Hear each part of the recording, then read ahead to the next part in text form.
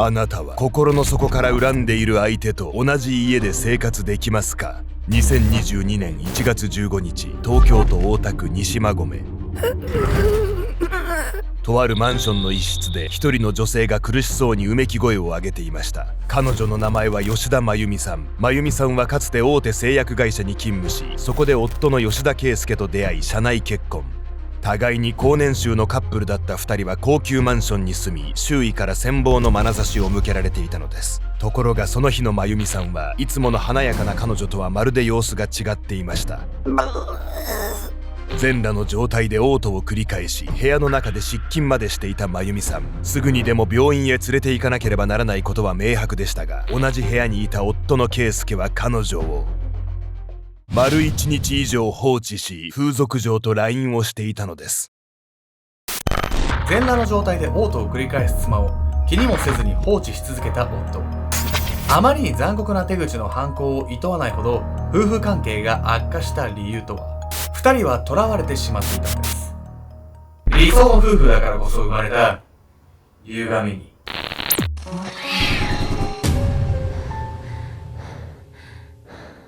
おさすけちゃんです。みやみやみこ。というわけでね、皆様、2026年新年明けましておめでとうございます。なんでやねん。おめでとうございます。おめでとうございます。というわけでね、新年一発目からちょっとね、ずれちゃったんですけど、2025年はですね、ちょっと引き続きね、オンラインサロンとか、あとは一般の方も含めたね、抽選のクリスマスイベントだったりとかね、そういうのをやらせていただいて、本当に毎年ね、実際皆さんとお会いする機会も作れたりとか、アルゴメトリーとしてはですね、ナレーターさんの交代があったりとかね、かなり大きな変化があった年だったんじゃないかなと思います。やみこさん的にはどんな年でしょう ?2025 年アルゴメトリー的に。アルゴメトリー的に個人的にでも。もう、記憶がないくらい。記憶がないくらい。記憶がないくらい、濃くて、充実して、あっという間の1年だったわね。うっす感想。ちょっとあんまり言いたくないけど、薄いなそれ。とっても濃い1年だったわね。いつでも言えるよ、それ。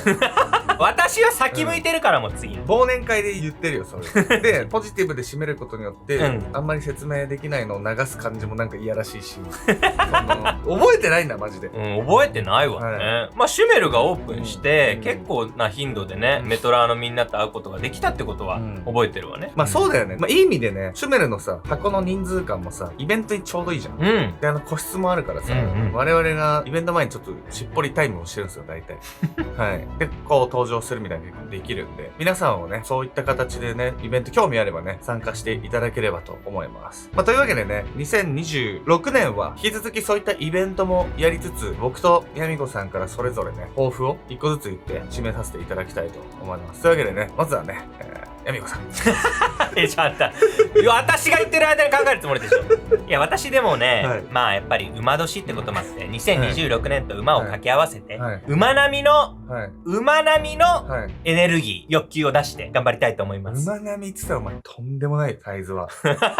私全然そういう話したつもりなかった。何そういう話？どういうこと？逆にどういうこと？何の話？何のサイズの話？いや、馬力出してってこと。俺もそっちよ。びっくりした。というわけでね、これ僕ね、誕生日にも言ったんですけど、10X です。10X ね。10倍成長のつもりで死ぬ気でやっていこうと思いまして。なのでそのためにはまずね、基礎となる体力、気力、知力、そして強運。人のすべてじゃない。違う、将軍。いや、将軍なんだ。はい。もうだからね、天下の大将軍になれるように、それでついてきてくれるね、方々を幸せにできるように、王毅将軍を見習って頑張っていきたいと思います。というわけで、2026年も改めて明けまして、おめでとうございます。今回は東京都で起きた夫婦間の殺人事件をご紹介します。殺害されたのは妻の方だったんですが、彼女は丸1日以上苦しみながら殺害されたという非常に恐ろしい方法で殺されたんです。これ夫婦間の殺人ってことはさ、犯人は夫なわけでしょ、愛し合った仲なはずなのになんでそんなひどい殺し方ができたのかしら。ほんとそこですよね。だからその夫婦がどうやって恨みを募らせていったのかっていうのを見ていきたいと思います。夫の通報により倒れているところを発見された妻。彼女は当初死因不明として扱われたんです。見逃された死因。2022年1月16日、東京都大田区西馬込。午前7時40分頃、とある高級マンションから一人の女性が運び出されました。真由美、しっかりしてくれ、真由美。意識を失い救急車の中でぐったりと横たわっていたその女性の名前は吉田真由美さん40歳。救急隊は彼女の状態を確認しますが、もはやすでに手遅れでした。病院へ搬送される間も必死で呼びかけていた夫の圭介。間もなくして妻の訃報を聞いた彼はその場で泣き崩れるのです。そんな真由美、どうして。大手製薬会社に勤め、年収1000万円以上のエリート社員だった圭介は美しい妻と息子に恵まれ、何の曇りもない人生を歩んでいるように見えていました。そんな幸せな家庭を襲った突然の悲劇。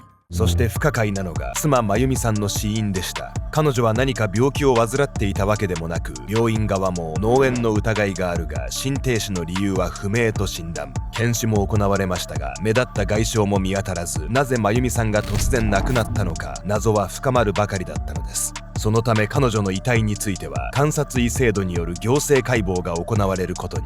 監察医制度とは、疫病予防や事故防止を目的とした研究のために設けられている制度。死因不明の遺体が発生した際には、この制度によって専門医による解剖が行われることがあります。そして真由美さんの解剖を担当した医師はその結果に思わず目を丸くしました。彼女の体内からは致死量のメタノールが検出されたのです。メタノールは主に接着剤やホルマリンなどの原料に使われる工業用のアルコールで、人体にとっては有毒。血中からメタノールが検出されること自体珍しいことなんです。これは調べた方がいいですよ。医師から連絡を受けた警察は殺人の可能性も踏まえ捜査を開始します。そして真由美さんが亡くなってから8ヶ月後、逮捕されたのは夫の圭介でした。高収入で何不自由ない生活を送っていたはずの圭介と真由美さんの夫婦。実は理想の夫婦の仮面の裏で2人は互いを恨み罵り合っていたのです。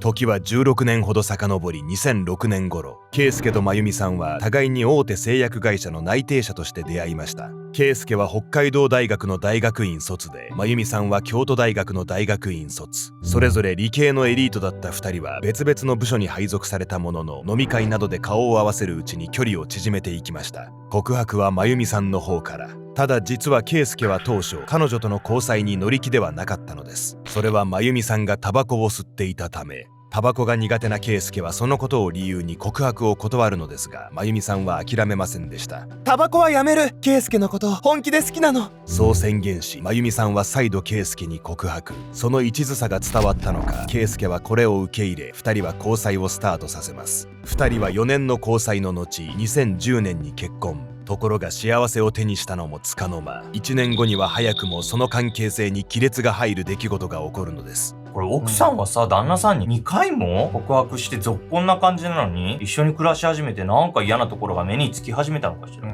それがですね、最初に不仲になるきっかけを作ったのは妻の真由美さんの方なんです。結婚から1年が過ぎたある夜、真由美さんはひどく酔っ払った状態で帰宅しました。相当飲んだんじゃないか。明るく社交的な真由美さんのこと、飲みに出かけるのは珍しくなく、夫の圭介も慣れた様子で介抱していたのですが、ここで彼は信じられない言葉を耳にするのです。真由美さんが寝言で別の男性の名前を呼んだのを。即座に浮気を疑った圭介はすぐに真由美さんの携帯を調べました。するとそこには同僚の男性とのやり取りが何通も。その中には2人がただならぬ関係であることを示唆するメールも含まれていたのです。真由美のやつ、俺に隠れて別の男と。妻の裏切りを許せなかった圭介は離婚を迫りますが、真由美さんはこれを拒否。なら会社を辞めろ。不倫相手と同じ職場にいるなんて許さない。夫の圭介にそう迫られた真由美さんはしぶしぶ退職を選びました。研究職にプライドを持っていた彼女はひどく落ち込み、この後転職を繰り返すことに。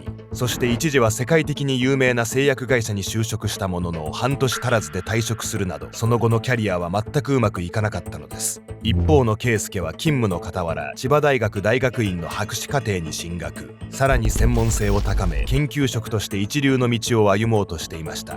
順調にキャリアを重ねる圭介とキャリアを絶たれた真由美さん。言葉にせずともにじみ出る夫婦間の格差によって2人のすれ違いは大きくなっていく一方でした。結婚1年で浮気ね。でも会社辞めてまでも離婚したくなかったってことは、それだけ夫への愛情があったっていうことなんじゃない？ただこの後の2人の関係を見ていくと、愛情で続いていた関係ではないんです。この後ね、夫婦関係は悪化していくんですけど、それでも彼らはなぜ一緒にいたんでしょうか？報復のスパイラル。一時は離婚の危機に陥った圭介と真由美さんでしたが、その後2人の間には長男が生まれ、関係の修復はうまくいっているように見えました。しかし実は子供が生まれたことにより、夫婦関係はさらに悪化の一途をたどっていたのです。仕事と博士課程の勉強で多忙な圭介は、育児を妻の真由美さんに任せきりに、ワンオペで育児と家事に追われていた真由美さんは、いつからか夫の圭介に向かい、次のようにわめき散らすようになりました。あんたのやってることは育児放棄よ。彼女は圭介を口汚く罵り、育児を手伝わない証拠を残すかのように携帯電話でその姿を撮影。さらに結婚前からの禁煙の約束も破ってしまいます。すると圭介の方も真由美さんのその振る舞いに激高。タバコは吸わない約束だろ。彼は真由美さんに暴力を振るうようになり、夫婦は常にいがみ合って過ごすように。心身ともに休まらないその状況に追い詰められていった真由美さんは育児ノイローゼになり、1ヶ月ほど実家に帰ることもありました。圭介も妻の態度に耐えられなくなり、逃げ場を求めて風俗へ。しかしその行動は逃げ場となるどころか、火に油を注ぐ行為に他ならなかったのです。圭介の風俗通いを知った真由美さんは、鬼の形相で彼を睨みつけ、こう叫びました。これからお前のことを風俗って呼ぶからな。圭介を風俗、梅毒などと呼んで罵り、子供の目の前で消臭スプレーを吹きかける真由美さん。彼女は圭介が触った場所を消毒して回り、完全に汚物扱いするように。